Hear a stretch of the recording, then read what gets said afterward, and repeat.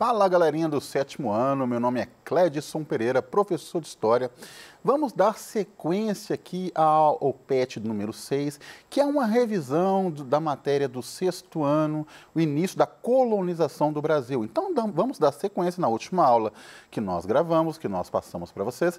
Nós falamos de qual foi o choque de culturas entre portugueses e nativos, como se deu o primeiro contato dos europeus com os nativos do território que hoje chamamos de Brasil.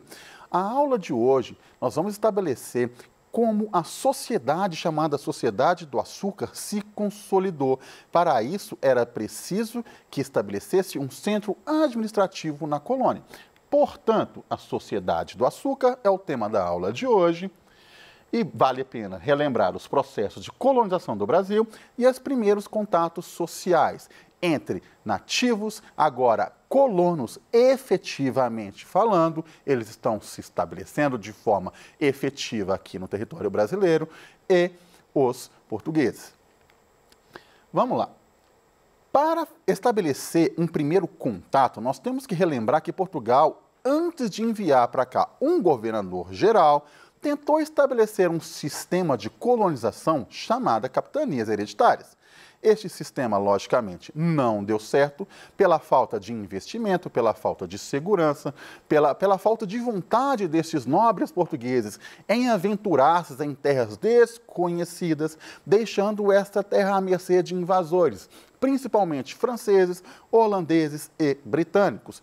O material que vinha a ser explorado aqui, o pau-brasil, que era muito valioso na Europa, começa a ficar escasso. A exploração predatória faz com que esta madeira passe a ficar menos abundante.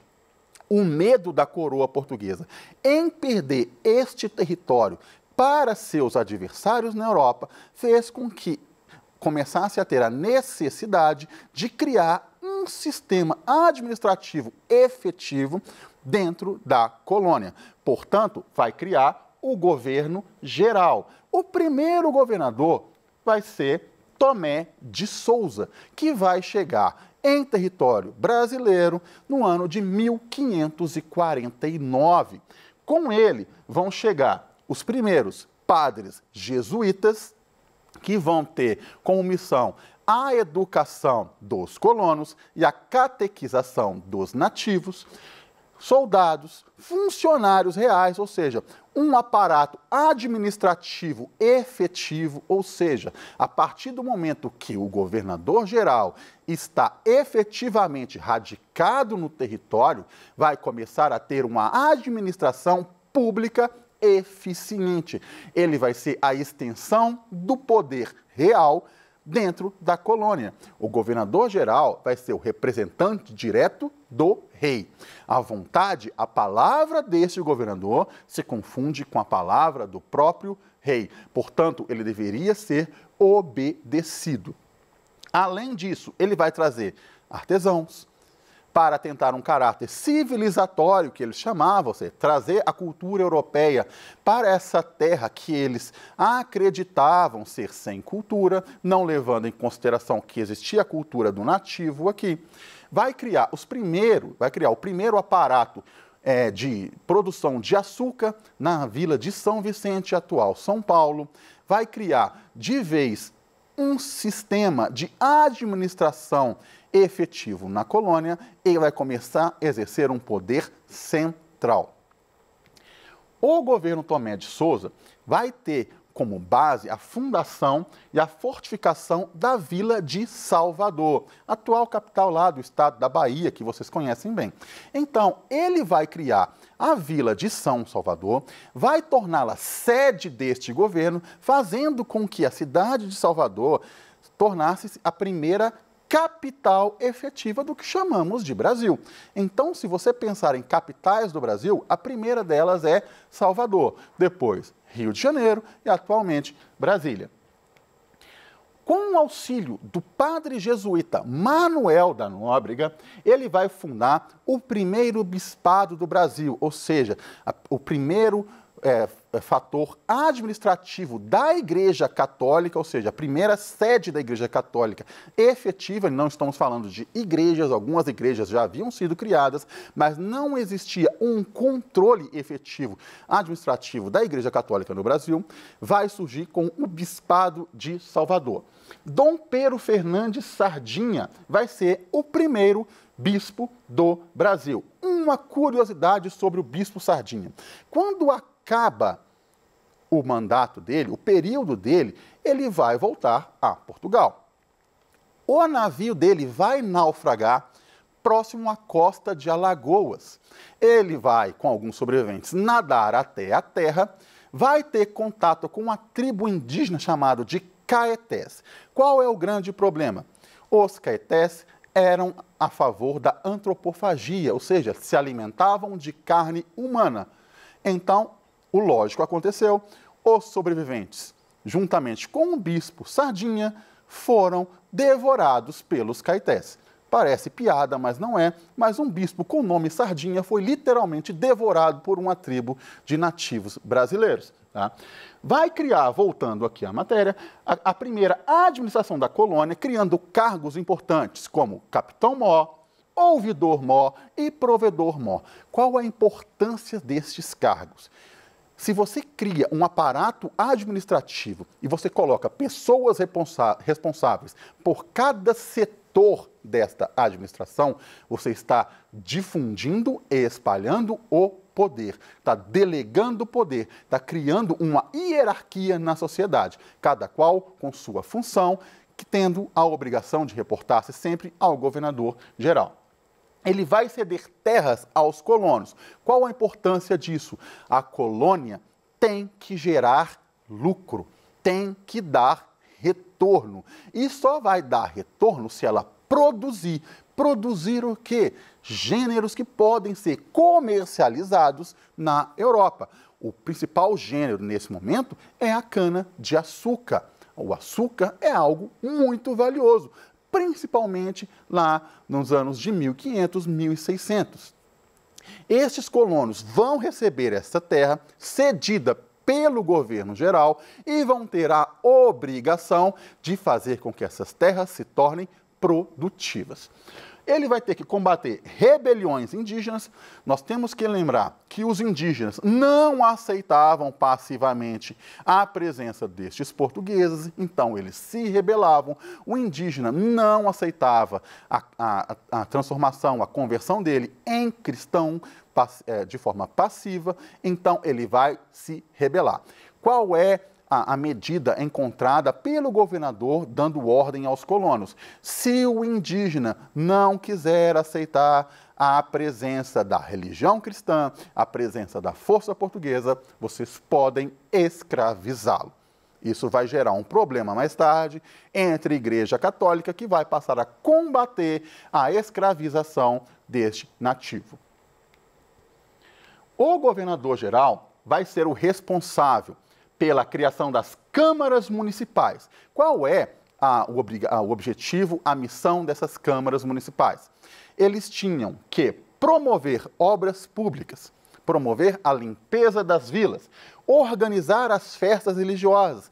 Temos que lembrar que festa religiosa não é importante apenas para difundir a religião cristã, mas festa religiosa atrai pessoas. Se atrai pessoa, temos comércio. Se temos comércio, temos riqueza, temos dinheiro circulando. Então, é função da Câmara Municipal organizar este movimento, organizar esta festa religiosa. Agora, quem pode se candidatar a cargo público? Será que um nativo que já se tornou cristão poderia se candidatar a um cargo público? Poderia ser um administrador? Não. Determinou-se que somente aqueles chamados de homens bons são aceitos nestes cargos públicos. Quem são esses homens bons?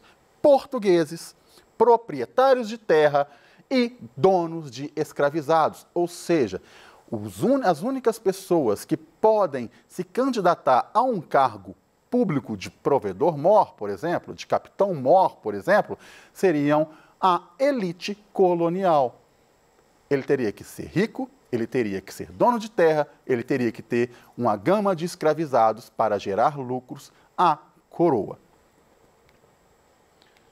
A sociedade do açúcar, que a gente vai chamar desta forma, ela vai ganhar poder quando, através do governo de Tomé de Souza, os primeiros engenhos, ou seja, locais onde o açúcar é produzido, vai ser criado lá na capitania de São Vicente.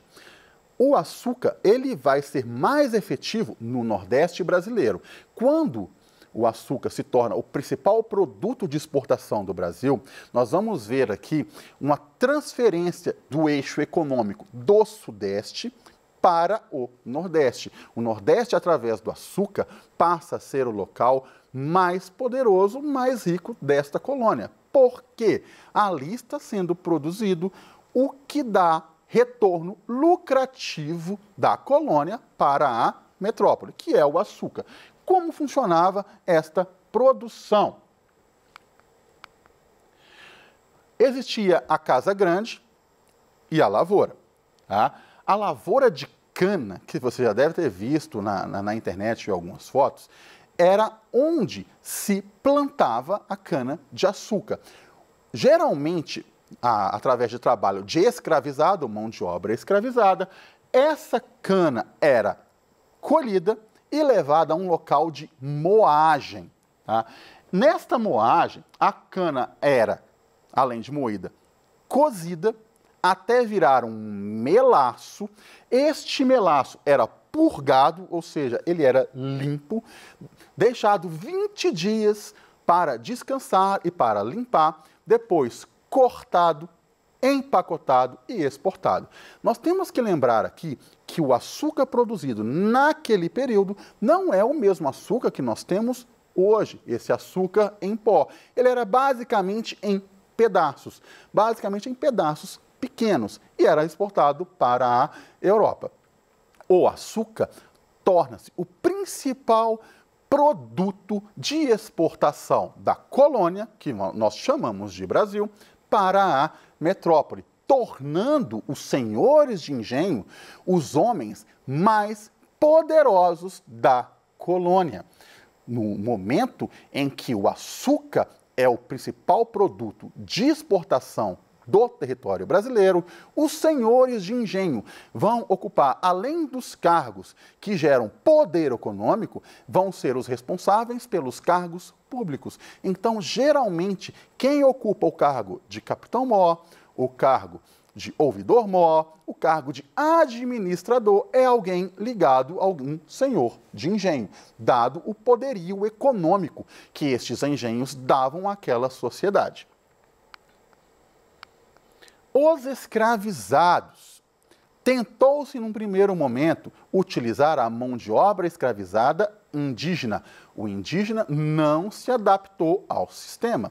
Portanto, foram buscar lá no continente africano seres humanos para trabalhar como escravizados, mais adeptos ao sistema de escravidão, porque a escravidão já existia naquele continente, já era algo que eles estavam habituados, apesar de ser extremamente errado, mas já existia a escravidão de tribos contra tribos no continente africano. Os portugueses vão apenas intensificar este comércio, que é muito lucrativo. Traficar seres humanos torna-se um comércio muito lucrativo para estes portugueses, para abastecer principalmente a mão de obra nos engenhos. Então, eles poderiam, além da fabricação desses processos de cana-de-açúcar, de plantação, colheita e até a moagem, muitos deles trabalhavam com serviços domésticos dentro da casa grande. Se pegarem aí novelas e séries brasileiras, geralmente que falam o tema de escravidão, vocês vão ver sempre a casa grande do senhor de engenho, da família branca, escravizando aqueles seres humanos vindos do continente africano. Ou seja, um sistema escravagista, onde o branco domina o negro escravizado, já estava presente no início da colonização brasileira. Eles recebiam poucas peças de roupa.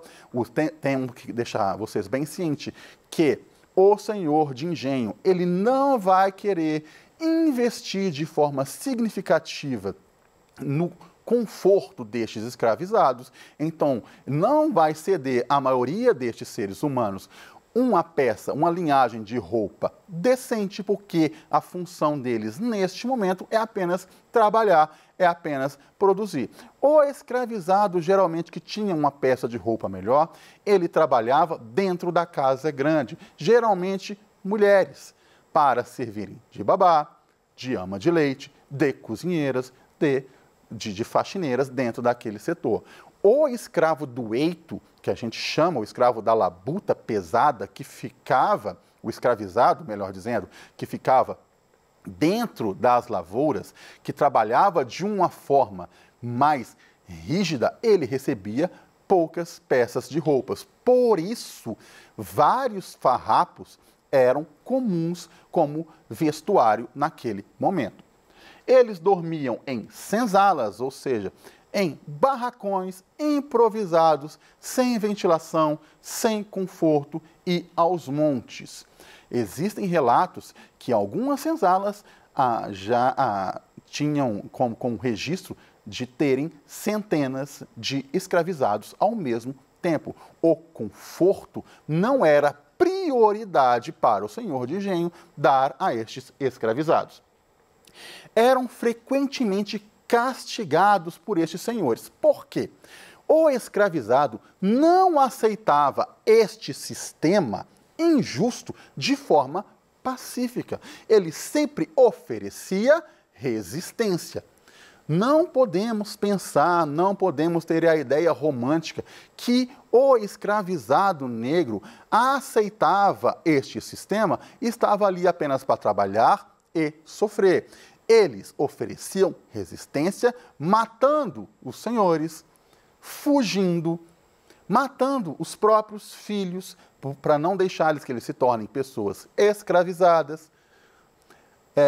Eles quebravam as máquinas de moagem, eles colocavam fogo nos canaviais. Então, existia uma cultura de resistência muito grande destes escravizados contra este sistema escravagista. A punição dada a estes escravizados também era algo muito desumano. A mais famosa dela era o pelourinho, onde você colocava este escravizado num tronco e chicoteava. Alguns escravizados tinham, além do corpo rasgado pelo chicote, o costume dos senhores em colocar sal nestas feridas. Então, a função deste castigo era que o senhor desse um exemplo, maltratando fisicamente este escravizado. Os senhores eram donos de tudo. Tudo que tem no engenho era desse senhor engenho, desse senhor branco, dono deste escravizado, dono dessa produção. Ele via na casa grande com suas famílias e administrava um engenho, comercializando os produtos com os portos para levar à Europa. Os trabalhadores livres. Existiam os feitores e os mestres de açúcar. Estes trabalhadores livres não tinham posses, mas também não eram escravizados. Geralmente eram mestiços que não poderiam ser escravizados e, portanto, trabalhavam em troco de um pagamento, geralmente controlando esse processo de produção de açúcar e o escravizado. Portanto, a sociedade do açúcar, ela servia para gerar riqueza para a colônia, gerando riqueza para este senhor e tratando, basicamente, a mão de obra que era negra escravizada de uma forma desumana. Ela gerava riqueza? Sim, mas também era algo extremamente injusto e violento. A aula se encerra aqui. Agradeço a todos vocês. Até a próxima.